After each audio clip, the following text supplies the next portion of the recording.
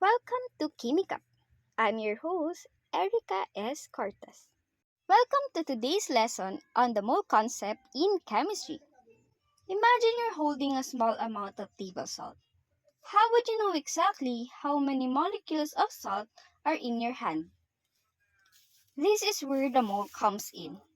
The mole helps chemists count incredibly tiny things like atoms and molecules using a single, easy to understand number. So, what exactly is a mole? A mole is simply a unit of measurement, just like a dozen represent 12 items. A mole represents 6.022 times 10 raised to the 23rd particles. That's Avogadro's number. It helps chemists easily count atoms, molecules, or ion in a sample of matter. Let's break this down with a few real-world examples. Chemists use moles all the time in daily life. For example, in medicine, calculating the correct dose of a drug is crucial. If a pill contains 500 milligrams of aspirin, the pharmacist needs to know how many moles of aspirin are present. This ensures the patient receives the right amount for treatment. In environmental science, moles are used to measure harmful gases in the atmosphere, like carbon dioxide. If a car emits 88 grams of carbon dioxide, chemists can convert this mass into moles, then calculate how many individual carbon dioxide molecules are in the air. This helps us understand pollution levels.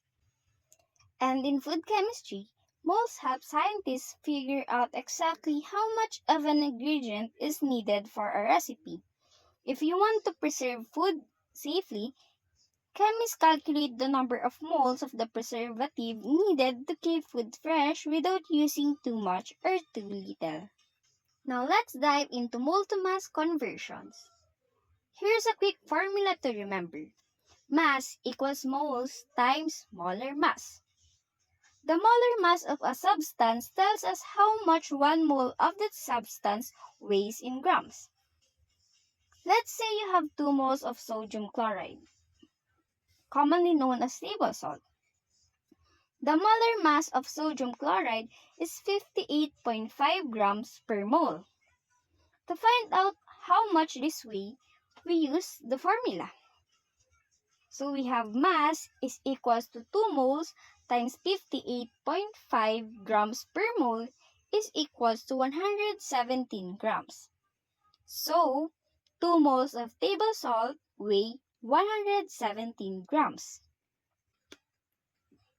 Now, what if we wanted to know how many molecules of salt are there in those 2 moles?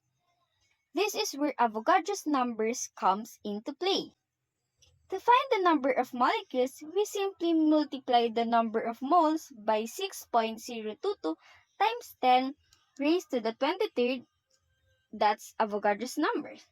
So we have number of molecules is equals to 2 moles times 6.022 times 10 raised to the 23rd is equals to 1.204 times 10 raised to the 24th molecules.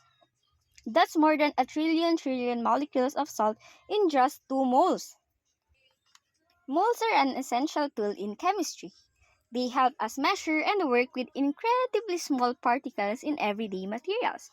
Whether it's calculating the right dose of medicine, measuring pollution, or mixing ingredients in food chemistry, the mole allow us to bridge the gap between the tiny world of atoms and the larger world we can see and measure. Thanks for listening, and remember, chemistry is all about the numbers, and moles make it all manageable.